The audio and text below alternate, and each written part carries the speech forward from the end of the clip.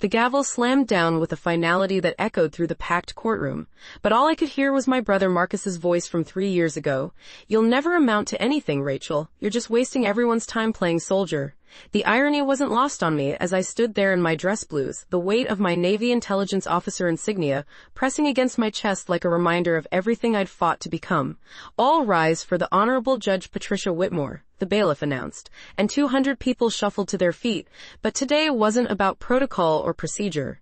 Today was about justice for the families who'd lost everything when Meridian defense contractors cut corners on military housing construction, using substandard materials that led to the collapse that killed 12 service members and injured 37 others. I'd spent 18 months building this case, piece by piece, following paper trails that led from Pentagon contracts to offshore accounts, connecting dots that others had dismissed as coincidence. The evidence folders stacked on my table represented countless sleepless nights, hundreds of interviews, and a determination that had been forged in the crucible of my brother's constant ridicule. Marcus had always been the golden child. Harvard Law, partner track at a prestigious firm by 30, everything handed to him on a silver platter. When I enlisted, instead of following him into corporate law, he'd made sure everyone knew his opinion. Rachel's having her little adventure. He'd tell relatives at family gatherings, that condescending smile never leaving his face. She'll come crawling back when reality hits. Reality hit, all right, but not the way he expected. The courtroom buzzed with nervous energy as families of the victims filled the gallery behind me. Maria Santos clutched a photo of her husband, Staff Sergeant Carlos Santos, who'd been crushed when building Sea Pancake during what should have been a routine evening. Next to her sat the Johnsons, whose 22-year-old daughter had been starting her second deployment when the ceiling came down on her barracks room. These weren't just case files to me. They were people who trusted their government to provide safe housing, people whose families deserved answers. And sitting across the aisle in $1,000 suits and expressions of practiced indifference were the executives from Meridian Defense, men who'd prioritized profit margins over the lives of the people who served our country. The defense team had tried everything to discredit my investigation. They'd questioned my credentials, suggested that a junior officer couldn't possibly understand the complexities of military contracting, implied that I was in over my head. Their lead attorney had even made a point of mentioning my brother during depositions, as if Marcus's success somehow diminished my own capabilities. But they hadn't seen the smoking gun I'd uncovered just last week. Internal emails that proved Meridian's executives knew about the material defects months before the collapse.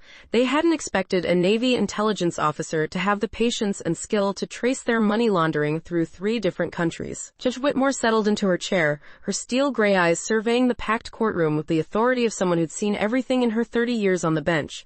"Ms. Commander Rodriguez," Judge Whitmore's voice cut through my thoughts like a blade. "I understand you have new evidence to present before we proceed with closing arguments." The formal address sent a chill down my spine. Word had already leaked about the emails, and I could feel the defense team's eyes boring into me from across the room. What they didn't know was that those emails were just the tip of the iceberg. "Yes, Your Honor." Evidence that fundamentally changes the scope of this case. As I stood, my phone buzzed against my hip. A text from an unknown number. "Drop the case or your career ends today." We know about Kandahar. My blood turned to ice. Kandahar, the classified operation from 2 years ago that I'd never spoken about, not even to my commanding officer. How could they possibly know? I forced my voice to remain steady. "Your Honor, I need to request a 15-minute recess to review some last-minute developments." Judge Whitmore's eyebrows raised slightly, but she nodded. "Granted. Court will reconvene at 2:30. The moment the gavel fell, chaos erupted. Reporters surged forward, families pressed against the gallery rail, asking what was happening, and the Meridian executives huddled with their lawyers in urgent whispers. But all I could think about was that text message and what it meant. In the hallway, I ducked into an empty witness room, my hands shaking as I called my contact at Naval Intelligence. Lieutenant Commander Sarah Chen picked up on the first ring. "Rodriguez, what's your status on the Meridian case?" "Sarah, someone just threatened me with classified information. Information that should be buried so deep that..." "Rachel, listen to me very carefully." Her voice had gone deadly serious. 3 hours ago, we intercepted communications suggesting that Meridian Defense has connections to a foreign intelligence network. The housing collapse wasn't just about cutting corners. It was about accessing classified military installations. The room spun around me. "What are you saying?" "I'm saying that those substandard materials weren't random cost-cutting measures. They were deliberately designed to fail, to create opportunities for surveillance equipment to be planted during emergency repairs. We think Meridian has been selling access to our military bases to the highest bidder." My mind raced back through 18 months of evidence. The strange patterns in the construction schedules, the specific buildings that had been targeted, the overseas shell companies that didn't quite make sense. It hadn't been about money, it had been about espionage. Sarah, if this goes public in the wrong way, it could compromise ongoing operations and put active personnel at risk. But Rachel, if you don't finish this case, they'll just disappear into the wind. This might be our only shot at exposing the whole network. Through the window, I could see Marcus pacing in the courthouse lobby, probably fielding calls from his partners about his embarrassing sister making headlines. He had no idea that his little sister wasn't just fighting for justice anymore. She was potentially preventing a national security catastrophe. Another text arrived. You have 10 minutes to make the right choice. The weight of my service weapon pressed against my ribs as I realized that the courtroom I was about to walk back into might be the most dangerous place I'd ever been. I walked back into that courtroom knowing that every person in there was now a potential threat or ally, and I had less than 10 minutes to figure out which was which. The familiar faces in the gallery, the grieving families, the court reporters, even the bailiff I'd chatted with during breaks, suddenly felt like strangers in a landscape I no longer recognized. Judge Whitmore resumed her position with the same stern authority, but now I noticed how her eyes swept the room more carefully, lingering on the defense table where the Meridian executives sat with their perfectly pressed suits and practiced poker faces. Did she know? Had Naval Intelligence briefed the court about the security implications?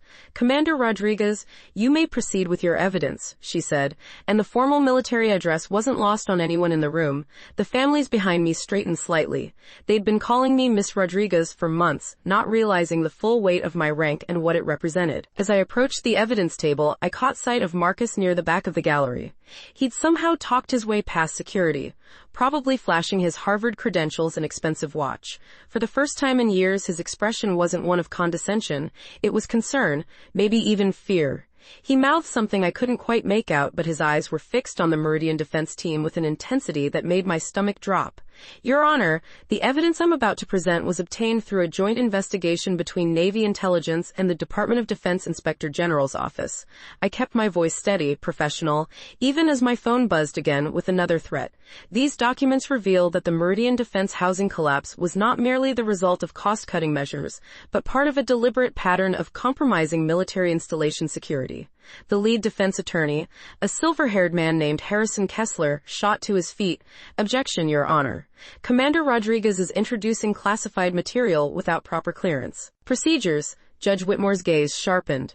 Mr. Kessler, how would you know the classification level of evidence you haven't seen? The question hung in the air like smoke from a fired weapon. Kessler's face went pale as he realized his mistake. He'd just revealed that he knew more about my investigation than he should have. The Meridian executives behind him exchanged glances that confirmed what I'd begun to suspect. This conspiracy went deeper than foreign intelligence networks. Maria Santos leaned forward in the gallery, her husband's photograph pressed against her chest. What's she talking about? What does this mean for Carlos? I turned to address her directly, breaking protocol but knowing that these families deserve the truth. Mrs. Santos, it means your husband and the others didn't die because of corporate greed. They died because someone was willing to sacrifice American service members to sell access to our military bases. The courtroom erupted. Reporters surged toward the rail, families began shouting questions, and security moved to restore order. But in that chaos, I saw Marcus pushing through the crowd, not toward me, but toward the exit where two of the Meridian executives were quietly slipping away. My brother, the corporate lawyer who'd spent years telling me I'd never amount to anything, was following suspected foreign agents out of a federal courthouse. And suddenly, I realized that everything I thought I knew about my family was about to change. Marcus, I shouted over the courtroom chaos, but my voice was swallowed by the cacophony of reporters and grieving families demanding answers. Security guards were already moving to restore order, but my brother had disappeared through the exit doors along with the Meridian executives. Judge Whitmore's gavel thundered repeatedly until the room fell silent. This court will recess for 1 hour while I review the classification protocols for this evidence. Commander Rodriguez, you'll meet with me in chambers immediately. As I gathered my files, Maria Santos caught my arm. Her grip was surprisingly strong for such a small woman, and her dark eyes blazed with a fury that reminded me why I'd taken this case in the first place. Commander, my Carlos was a good man. He served 3 tours in Afghanistan. If someone killed him for money, her voice broke, but her resolve didn't. You make them pay, you make them all pay. The weight of her trust settled on my shoulders like body armor. These families had been fighting for answers for 3 years, dismissed by bureaucrats and stonewalled by corporate lawyers. Now they were looking at me to deliver justice, and I was beginning to understand that justice might require sacrificing everything I'd worked for. In Judge Whitmore's chambers, the atmosphere was suffocating. She closed the door and activated a white noise generator, standard protocol for discussing classified material. "Commander, I received a call from the Pentagon 20 minutes ago. They're concerned about the scope of your investigation. Concerned about national security or concerned about exposure?" The question slipped out before I could stop it, but Judge Whitmore's slight nod told me I'd hit the mark. "Both. The question is whether you're prepared for what comes next. Once this evidence goes public, there's no going back. Your career, your family's safety, everything changes." My phone buzzed again. This time it was Marcus. "Rachel, we need to talk. Now, meet me at the parking garage level B2. Come alone and don't trust anyone in that courtroom." Judge Whitmore saw me reading the message. "Family complications? My brother just followed 2 Meridian executives out of your courtroom. Either he's working with them or he's in more danger than he realizes." I looked up at her weathered face, searching for any sign of whose side she was really on. "Your Honor, how long have you known about the espionage angle?" She was quiet for a long moment, studying the classified folder I'd placed on her desk. "Long enough to know that some battles can't be won in a courtroom. Sometimes justice requires different weapons." The implication hit me like a physical blow. She wasn't just talking about legal strategy. She was talking about the kind of justice that happened in dark alleys and foreign countries, the kind I'd been trained for but hoped I'd never have to use. "The families deserve their day in court," I said firmly. "And they'll get it, but first you need to make sure you live long enough to give it to them." She handed me a business card with nothing but a phone number. "When you're ready to stop playing by their rules, call this number." As I walked toward the parking garage to meet Marcus, I realized that the woman who'd walked into that courtroom this morning, the one who believed in justice through proper legal channels, might not be the same person who walked out. The parking garage's fluorescent lights flickered overhead as I descended to level B2, each step echoing in the concrete cavern like a countdown to something I wasn't ready for. The familiar weight of my service weapon felt heavier than usual, and I found myself checking exit routes out of habit, a skill that had kept me alive in places like Kandahar but seemed surreal in a downtown courthouse garage. Marcus was leaning against his BMW, still in his expensive suit but with his tie loosened and his usually perfect hair disheveled. When he saw me approaching, his expression wasn't the condescending smirk I'd grown accustomed to over the years. It was fear, raw and undisguised. "Rachel, thank God you came." He pushed off from the car and took a step toward me, then stopped when he saw my hand instinctively move toward my weapon. "Jesus, you really don't trust me at all, do you?" "Should I? You just followed 2 suspected foreign agents out of a federal courtroom. Either you're working with them or you're about to become a liability they need to eliminate." My voice sounded colder than I intended, but 3 years of military intelligence work had taught me that family loyalty was a luxury I couldn't afford when national security was at stake. Marcus ran his hands through his hair, a gesture I remembered from childhood when he was trying to figure out how to explain away a broken window or missing homework. "I've been working for them for 6 months, Rachel, not by choice." The words hit me like a physical blow. My brother, the golden child, the Harvard lawyer who'd spent years telling me I was throwing my life away, he was a traitor. "What did you just say?" They approached me last year when I was handling a bankruptcy case for one of their shell companies. At first, it seemed legitimate, just corporate restructuring, moving assets around to protect them from lawsuits. But then they started asking questions about you. His voice cracked slightly. "They knew about your deployment schedules, your security clearance, even classified operations you'd never told anyone about." I felt the world tilting beneath my feet. "You gave them information about me? They said they'd kill you if I didn't cooperate. They showed me photos of you leaving your apartment, surveillance footage from the base, even pictures from inside your BOQ room." Marcus's hands were shaking now. "Rachel, they've been watching you for over a year. Everything you've uncovered about Meridian Defense, they wanted you to find it." The parking garage suddenly felt like a trap, the concrete walls closing in around us. If Marcus was telling the truth, then everything I'd worked for, every piece of evidence I'd carefully constructed, had been orchestrated by the very people I was trying to expose. Why would they want their own conspiracy exposed? Because the housing collapse was just a distraction. While everyone's focused on the construction fraud, they're using the chaos to extract something much bigger. Marcus pulled out his phone and showed me a series of encrypted messages. They're planning to disappear tonight, Rachel. All of them. But first, they're going to eliminate anyone who can connect them to the real operation. My phone buzzed with a text from Judge Whitmore's chambers. Commander Rodriguez, please return immediately. We have a problem. As I read the message, Marcus grabbed my arm. Rachel, they're not just going to kill you. They're going to frame you for treason. They have fabricated evidence that makes it look like you've been selling classified information to foreign contacts for years. By tomorrow morning, you'll be the most wanted traitor in America. The weight of betrayal settled in my chest like a stone. Everything I'd built, everyone I'd trusted, every principle I'd fought to uphold, it was all crumbling around me. The families counting on me for justice, the military career that had given my life purpose, even the brother I'd spent years trying to prove myself to, none of it mattered if I was dead or in prison for crimes I didn't commit. Standing in that parking garage surrounded by shadows and the smell of exhaust fumes, I realized that the woman who'd believed in justice through proper channels was already gone. What remained was a Navy intelligence officer trained for situations where the rules no longer applied. How long do we have? I asked Marcus, my mind already shifting into operational mode. The fear was still there, coiled in my stomach like a living thing, but years of military training had taught me to function through terror. They're moving tonight. The extraction team arrives at midnight, and by morning, all the evidence will be destroyed and the key players will be on a plane to countries without extradition treaties. Marcus checked his watch with shaking hands. Rachel, there's something else. The real target isn't just military intelligence. They've been using the Meridian contracts to plant surveillance equipment in bases across 3 different continents. They have real-time access to troop movements, classified communications, everything. The scope of the betrayal was staggering. While I'd been focused on getting justice for 12 dead service members, an entire network had been harvesting information that could get thousands more killed. The weight of that responsibility should have crushed me, but instead it crystallized my resolve into something harder than diamond. I pulled out the business card Judge Whitmore had given me and dialed the number. It rang once before a familiar voice answered. Lieutenant Commander Chen. Sarah, it's Rachel.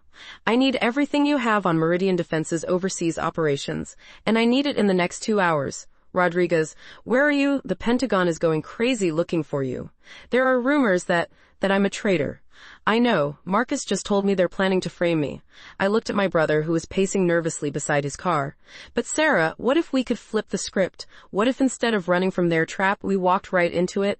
There was a long pause. What are you thinking? They want me to disappear tonight, right? What if I let them think they succeeded?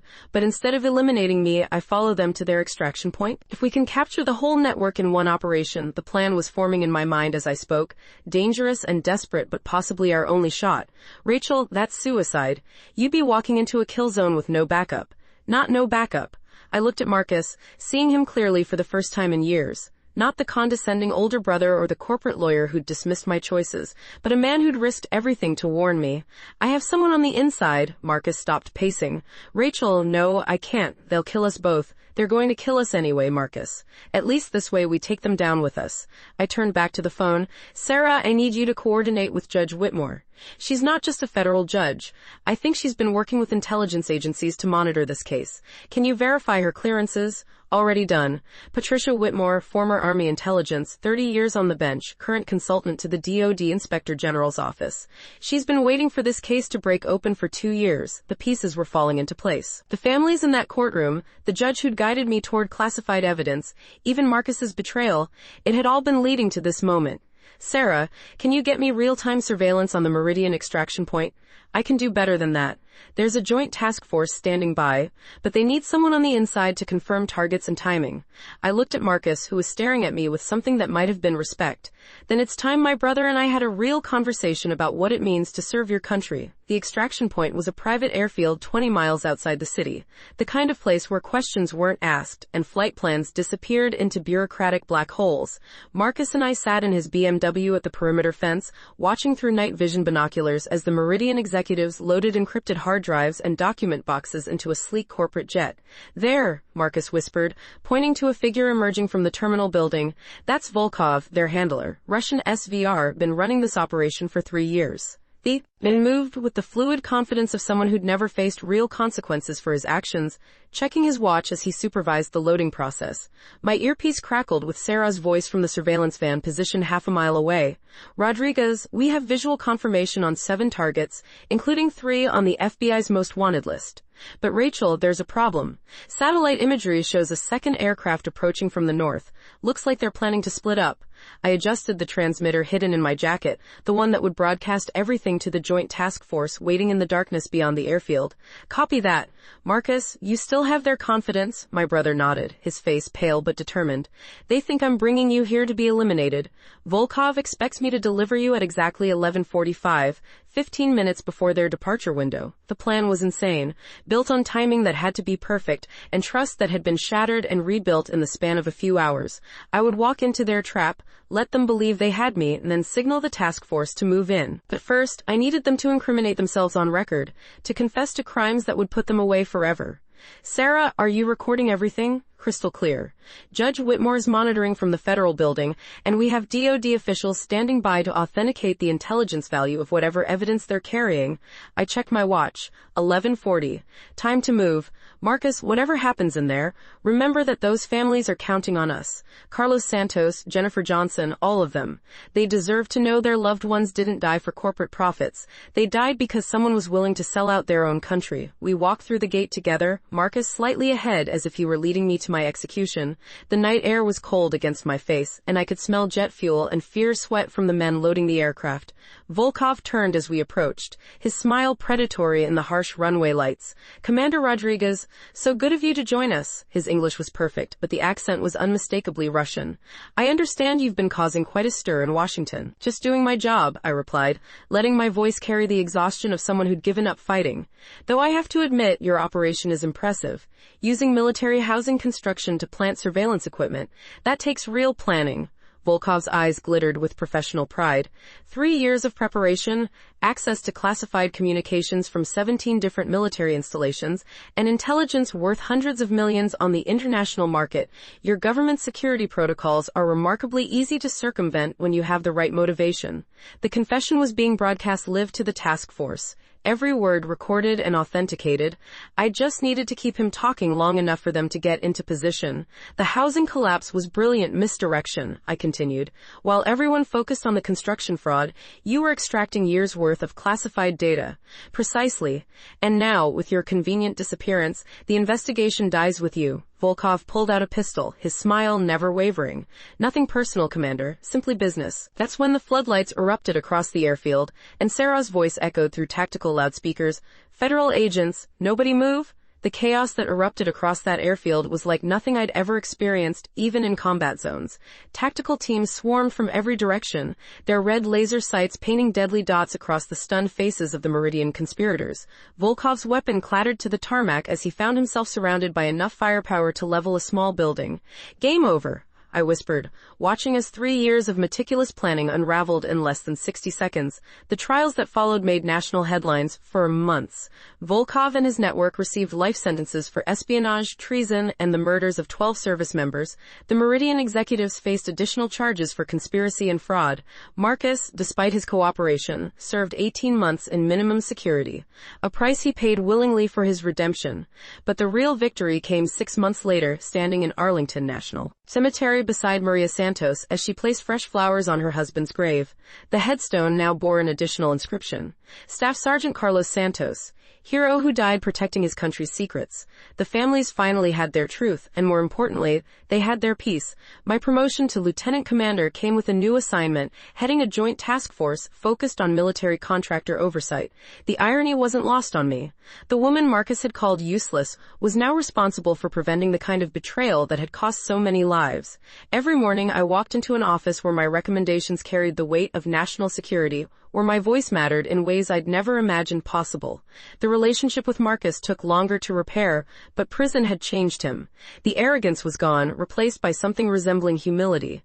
During his sentencing hearing, he'd looked directly at me and said, "Your Honor, my sister is the bravest person I know. I spent years trying to diminish her accomplishments because I was threatened by her integrity. She saved my life and my soul." Those words meant more to me than any medal or commendation ever could. Standing in my new office last week, looking out at the Pentagon courtyard where service members hurried between meetings that would shape global security, I realized something profound. The woman who'd walked into that courthouse 3 years ago desperate to prove her worth to a dismissive brother, no longer existed. In her place stood someone who understood that true strength isn't about proving yourself to others. It's about standing up for people who can't stand up for themselves. The families of those 12 service members taught me that justice isn't just about following procedures or winning cases. It's about ensuring that sacrifice has meaning, that truth survives even when powerful people try to bury it, and that ordinary people can accomplish extraordinary things when they refuse to give up. Every day, I carry their stories with me, along with the knowledge that somewhere out there, other families are depending on people like us to fight for them. The work continues, the vigilance never ends, and the responsibility feels heavier and more meaningful than any burden I've ever carried. If my story resonates with you, if you believe that justice is worth fighting for even when the odds seem impossible, I'd love to have you join me on this journey. Subscribe to hear more stories about ordinary people who refused to stay silent when it mattered most. Because sometimes the most important battles are fought not on foreign soil, but in courtrooms and offices where truth confronts power. Together, we can make sure that no sacrifice goes unrecognized and no truth stays buried forever.